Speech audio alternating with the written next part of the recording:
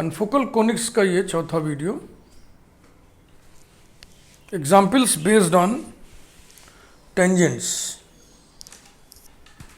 का ये दूसरा वीडियो है। इसके पहले वाला वीडियो भी वैसे ही था, टेंजेंट का इक्वेशन लिखना था, टेंजेंट पर बेस्ड एग्जाम्पल था। पढ़िए इसको। Locus of the points of contact of parallel tangents to a system of confocals is a rectangular hyperbola. Locus किसका? लोकस पॉइंट्स ऑफ कॉन्टैक्ट का, स्पर्श बिंदुओं का बिंदुपथ। किसके स्पर्श बिंदुओं का? Parallel tangents. टेंजेंट किस पर खींचे गए हैं? कन्फोकल्स पर। तो कन्फोकल्स के दो नेचर होते हैं, वो या तो एलिप्स होता है या तो हाइपरबोला होता है। तो अगर आप एक एलिप्स लीजिएगा और एक हाइपरबोला लीजिएगा, दोनों के किसी भी पॉइंट पर आप टेंजेंट अलग अलग खींचिएगा तो वो दो टेंजेंट कभी भी पैरेलल नहीं होंगे। वो दो टेंजेंट हमेशा ऑर्थोगोनली एक दूसरे को वो दोनों टेंजेंट्स परपेंडिकुलर होंगे। ये चीज़ आप पढ़ चुके हैं। इसका मतलब हम जो कन्फोकल कोनिक्स लेंगे वो बाई नेचर एलिप्स लेंगे। ये ब्लू कलर से हमने बना रखा है। ये रेड कलर से जो एलिप्स है, मान लीजिए गिवन एलिप्स है। स्टार्ट करते हैं, समझाते चलते हैं। X square upon a square plus y square upon b square equal to 1, number 1 given ellipse. ठीक है भाई। अब कन्फोकल्स लिख ले रहे हैं। Confocal ellipses x square upon a square plus lambda plus y square upon b square plus lambda equal to 1, number 2 confocal ellipses. हाँ, ये ऐसे बहुत सारे एलिप्स खींच सकते हो ना कन्फोकल। उन सभी एलिप्सेस के फैमिली का ये इक्वेशन है। इसमें लेमडा पैरामीटर है।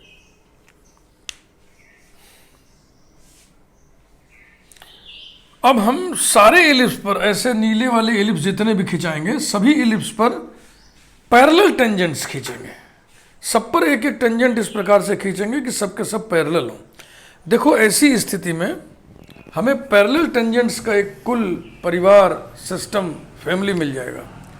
तो ऐसी स्थिति में एक चीज क्वेश्चन में और देना चाहिए था कि all the tangents being parallel to this line. वो चीज नहीं दी गई है।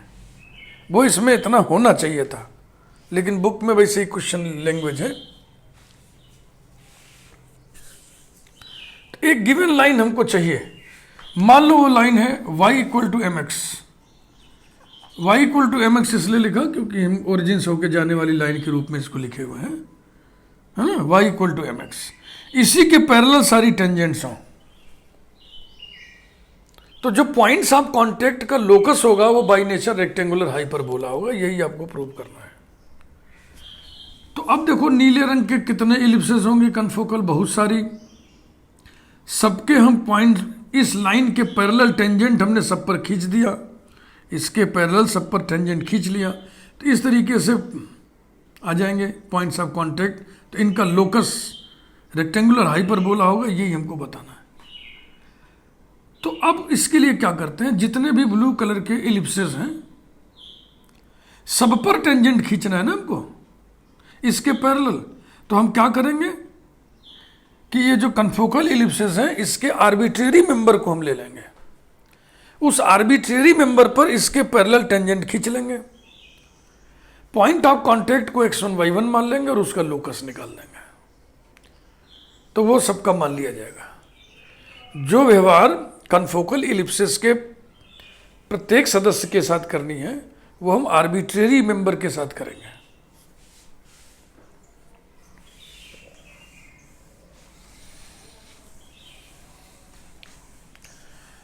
अब टेंजेंट खींचने के लिए कन्फोकल पर एक पॉइंट चाहिए।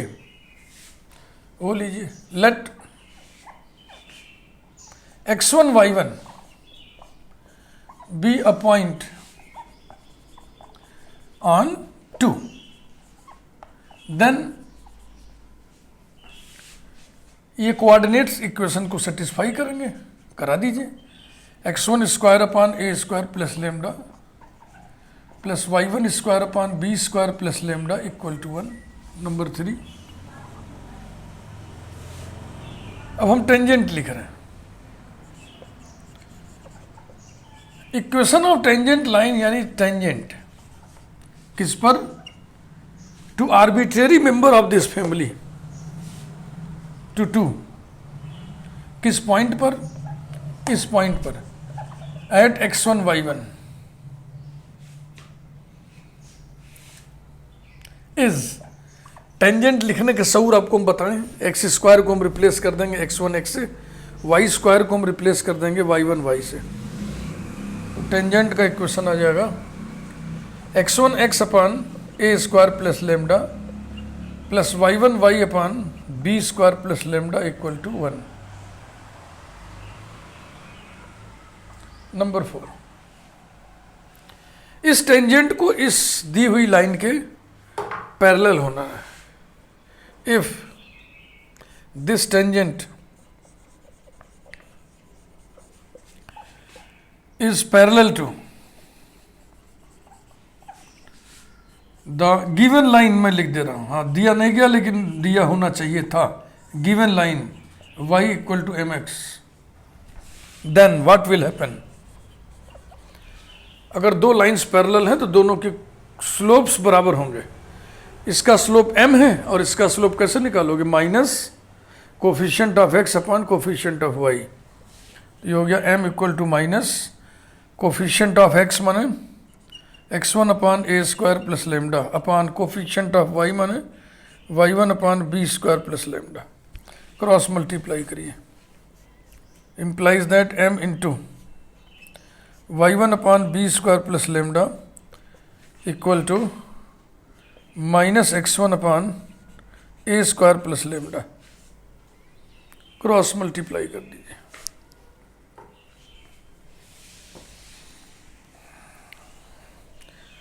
ये रिजल्ट नंबर 3 एक बार हम लिखना चाहेंगे, इसकी हमें जरूरत पड़ेगी। x1 square upon a square plus lambda plus y1 square upon b square plus lambda equal to 1। Number 3,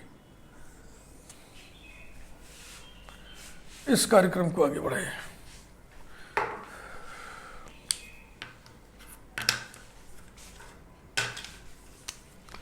implies that cross multiply my1 into a square plus lambda is equal to minus x1 into b square plus lambda, implies that। बाद में पहले कुछ हम बातें आपको बता रहे हैं। बिंदु पथ यानी लोकस, लोकस के प्रॉब्लम्स कैसे किए जाते हैं?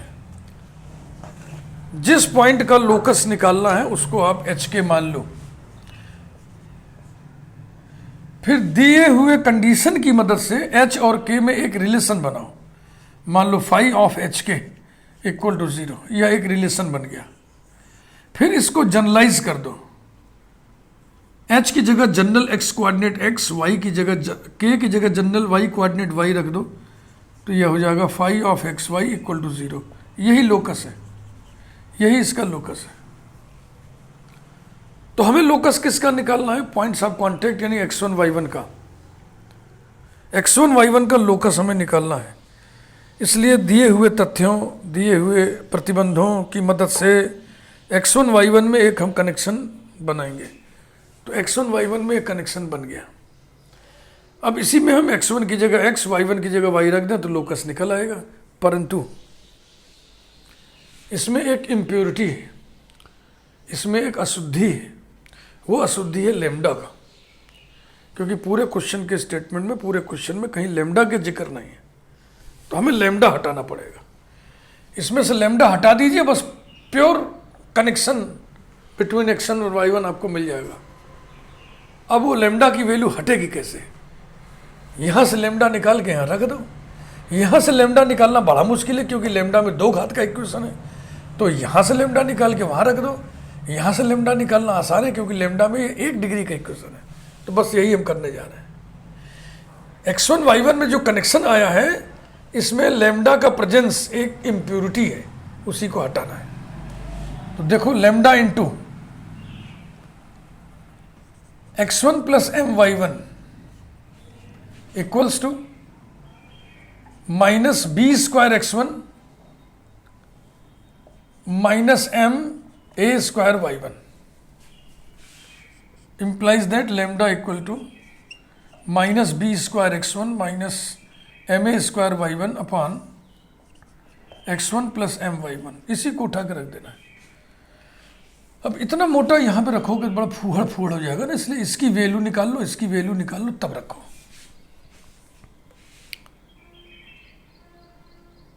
implies that a square plus lambda equal to a square plus lambda की ये value minus b square x1 minus m a square y1 upon x1 plus m y1 equals to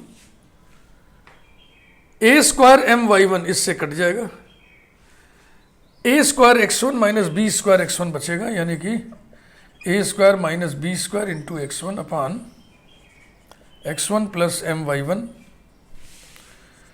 and b square plus lambda equal to b square plus lambda की ये value minus b square x1 minus m a square y1 upon x1 plus m y1 equal to b square x1 और b square x1 cancel हो जाएगा ना, फिर क्या बचेगा m b square y1 minus m a square y1, तो minus M y1 हम common ले लें तो आ जाएगा a square minus b square upon x1 plus m y1। अब आप कहिए putting these values in three, putting these values in three we gate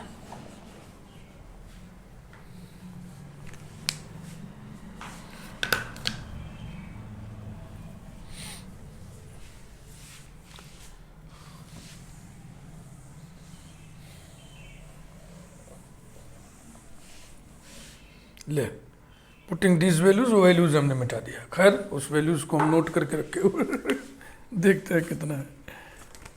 अरे भाई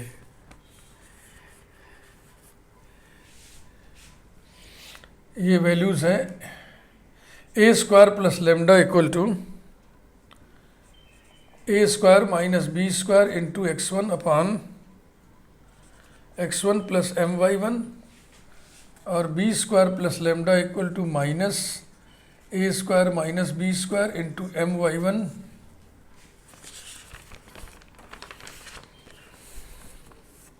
अपॉन वही x1 plus m y1।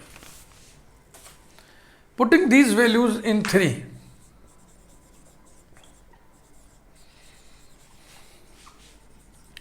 Putting these values in three we get x1 square लिखा, अब उसमें a square plus lambda से डिवाइड करना है, इसलिए उसके उल्टे से हम गुणा कर दें,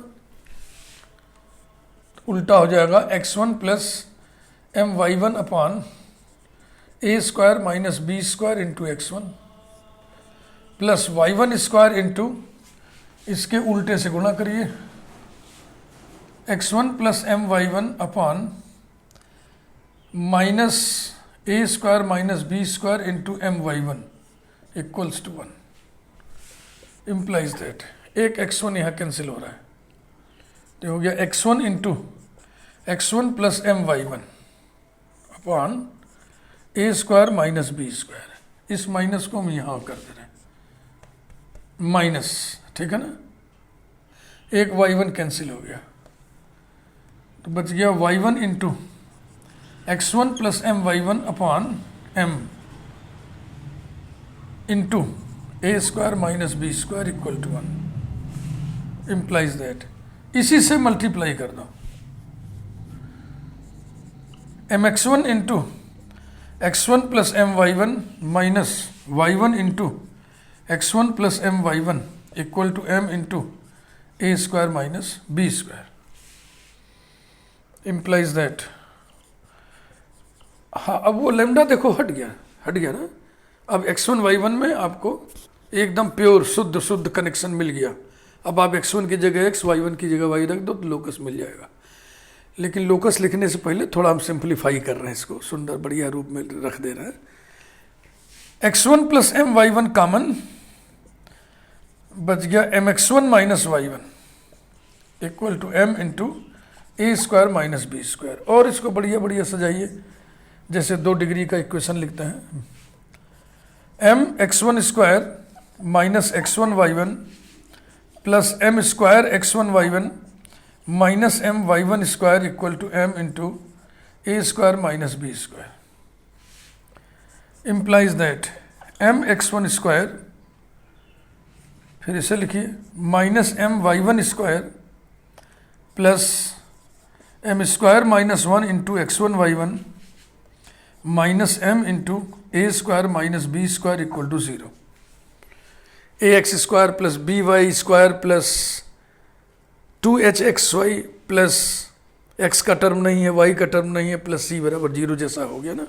अब आप लोकस लिखो तो सुंदर लगेगा।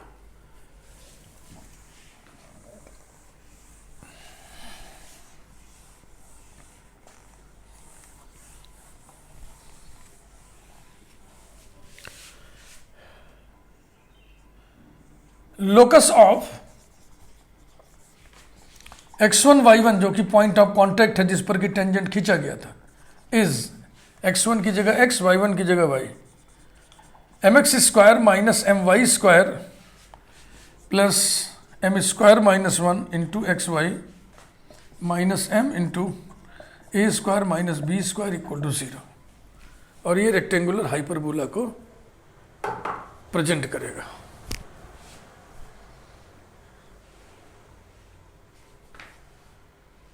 ठीक ना।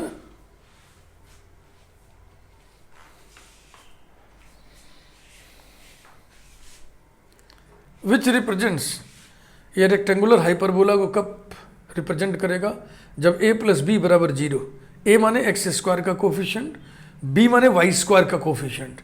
एक कोफिशिएंट m है, एक कोफिशिएंट माइनस m है, दोनों को जोड़ने से 0 मिला। इसलिए ये इक्वेशन रेक्टेंगुलर हाइपरबोला को प्रेजेंट करेगा। which represents a rectangular hyperbola, a rectangular hyperbola। यही था पूरा solution.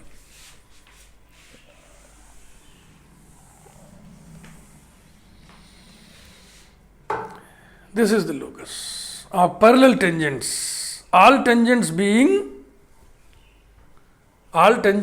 parallel to the line y equal to x, mx। तो एक बार अगर फिर से हम लिखें बढ़िया से जवाब, hence the locus of parallel tangents, locus of parallel,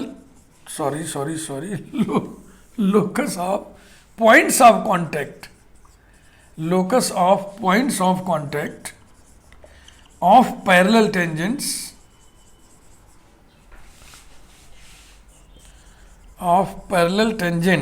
bracket में all tangents being parallel to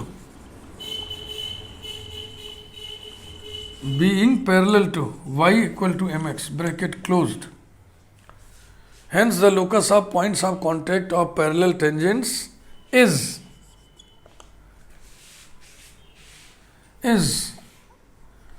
the rectangular hyperbola,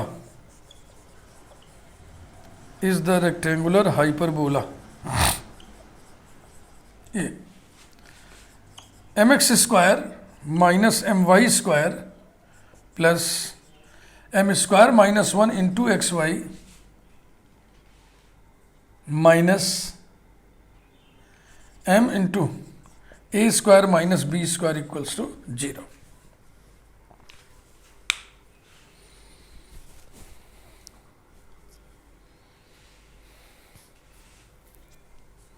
ठीक, देखो इसमें capital A is equal to m, capital B is equal to minus m, A into B equal to minus m square, capital H equal to 2h(xy) होता है, तो capital H equal to m square minus 1/2, तो capital H square equal to m square minus 1 whole square upon 4। तो ये A B से बड़ा है ना, ए बी से बड़ा है। देखो ए बी निगेटिव क्वांटिटी, ये पॉजिटिव है, होल स्क्वायर है, ये नीचे 4 है। तो h square greater than a b अगर है तो ये हाइपरबोला का केस है। इसमें भी ए प्लस बी बराबर m plus minus m equal to 0 हो जाए तो वो हाइपरबोला रेक्टेंगुलर हाइपरबोला होता है। ठीक, सोल्यूशन आपके बेहतर समझ में आ गया। जरा भी कसर रह गया हो समझने में तो वीडियो को फिर से देख लो, एकदम समझ में आ जाएगा। थोड़ी बातचीत हम रेक्टेंगुलर हाइपरबोला के बारे में अलग से आपसे करना चाह रहे हैं।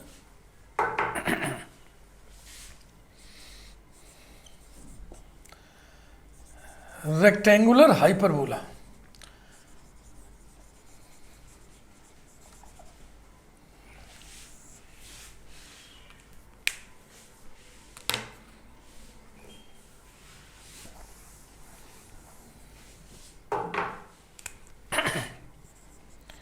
ax square plus 2hxy plus by square plus 2gx plus 2fy plus c equal to 0।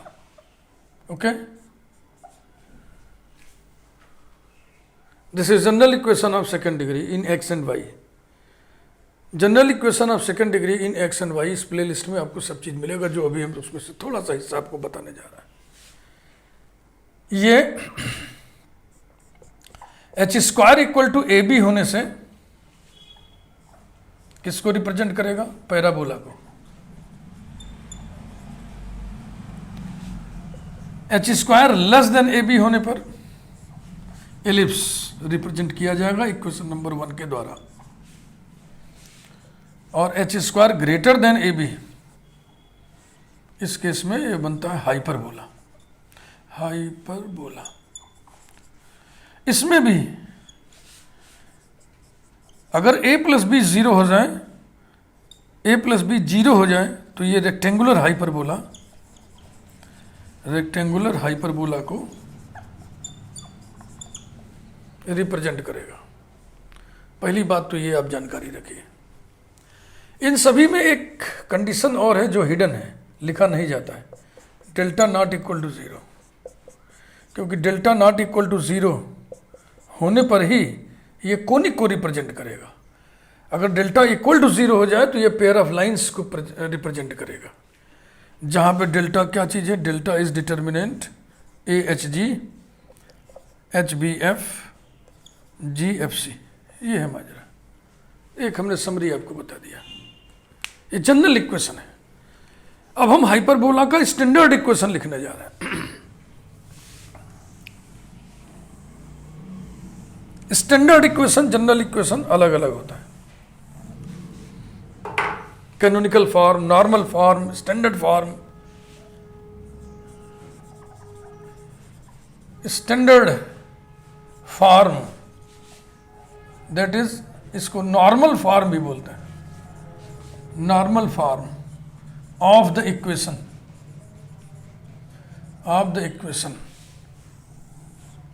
Of hyperbola. Intermediate में आप जो पढ़े थे वही, x square upon a square minus y square upon b square equals to 1। इसको number 2 डाल दे रहा। ये normal form of the equation of hyperbola. और इसका फिगर हम बना दे रहे हैं, ए ग्रेटर देन बी के लिए फिगर बना रहे हैं, ये ऐसा।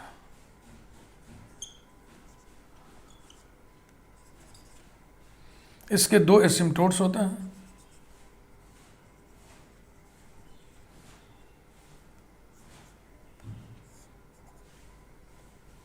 इसके 2 एसिम्टोट्स होते हैं।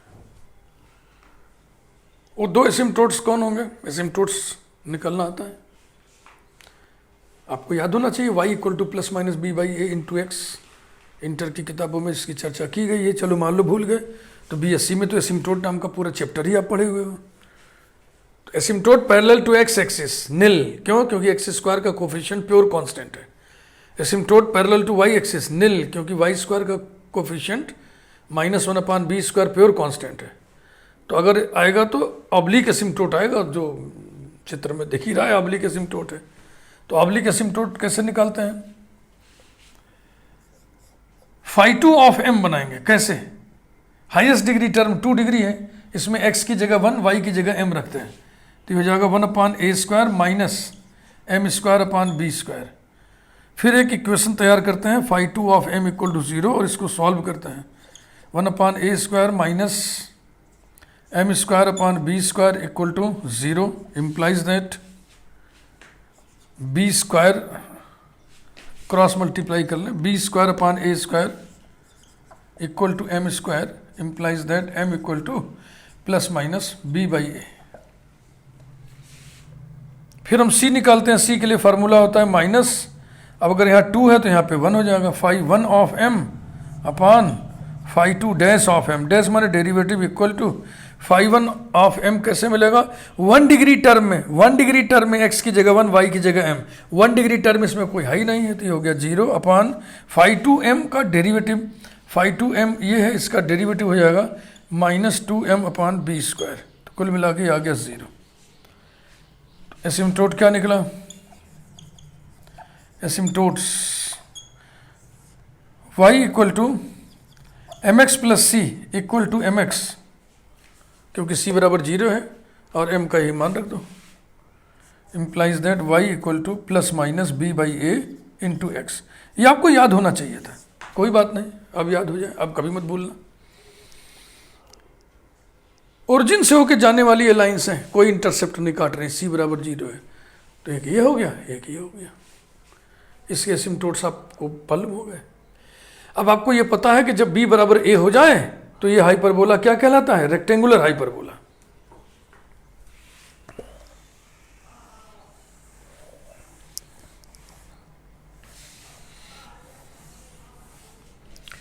Rectangular hyperbola, rectangular hyperbola b equal to a, तो हो जाएगा x² minus y² equal to 1, यानी कि x² minus y² equal to a²। ऐसा फिगर ऐसे ही बनेगा, है ना। इसमें यहाँ पर एक रेक्टेंगल बनता है, इसमें स्क्वायर बनता है।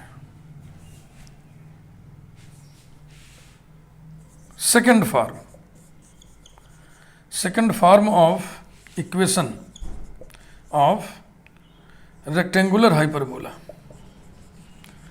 अब ध्यान से देखिए, यही कुछ स्पेशल चीज आपको बताने जा रहे हैं, आप इसको याद रखना। इसके एसिम्प्टोट्स क्या होंगे? Asymptotes y equal to ±x, b बराबर a हो गया ना, तो y इक्वल टू ±x।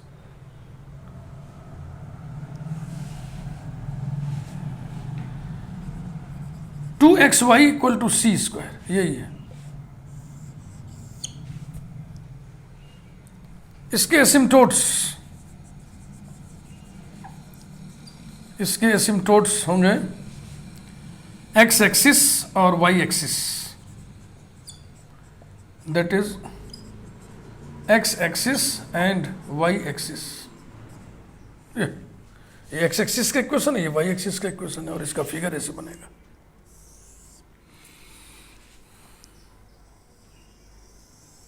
ये देखो, ठीक, और एक इधर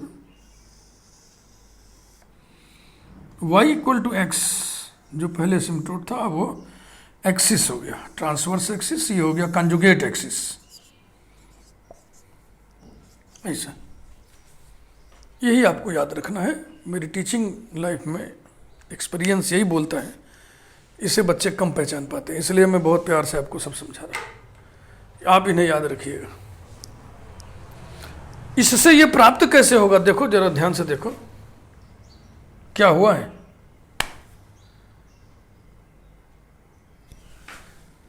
जो पहले ट्रांसवर्स एक्सिस था अब वो क्या बन गया, वो एक्स एक्सिस अब एसिम्प्टोट बन गया। यानी कि π/4 डिग्री, π/4 एंगल हम इसको एंटी क्लॉकवाइज रोटेट कर दें। इस इक्वेशन से ये इक्वेशन प्राप्त करने के लिए रोटेट द सिस्टम,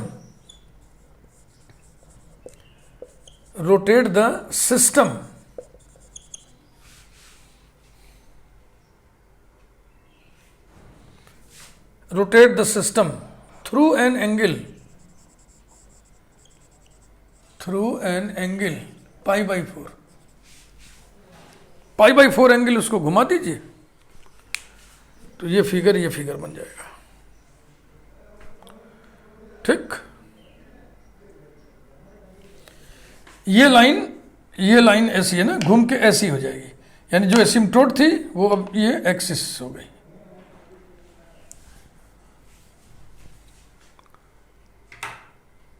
ये वीडियो ही समाप्त करते हैं। वीडियो को लाइक करिए। अगले वीडियो में फिर एक एग्जाम्पल देंगे। देखो एक एग्जाम्पल पे एक वीडियो बन पा रहा है क्योंकि एग्जाम्पल के सोल्यूशन थोड़े हेवी हैं और मुझे ध्यान है कि अगले वीडियो में जो मैं एग्जाम्पल कराने वाला हूँ वो और भी हेवी है। Thank you.